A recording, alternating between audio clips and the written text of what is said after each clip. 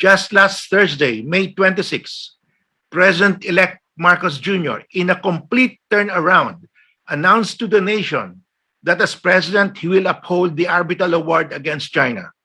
Marcos Jr. stated, and I quote, "We have a very important ruling in our favor, and we will use it to continue to assert our territorial rights. It is not a claim, it is already our territorial right," end of quote.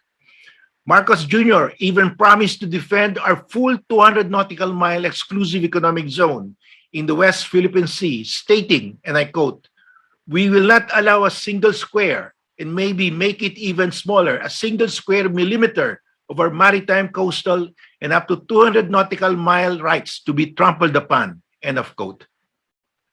We certainly welcome this new position of Marcos Jr., which is the only correct position that any president of the Philippines can take on the West Philippine issue.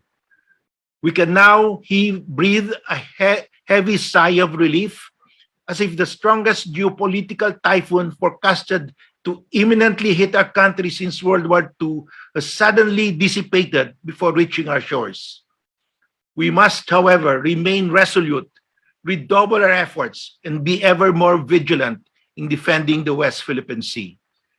The arbitral award is a legacy of my generation to the youth of our country. As the ranks of my generation become thinner, we ask the youth to begin manning the ramparts in defense of the West Philippine Sea. Safeguarding our maritime zones in the West Philippine Sea is an international, intergenerational duty of all Filipinos. Present and future generation of Filipinos must discharge faithfully the solemn historic duty to defend the West Philippine Sea from encroachment by China.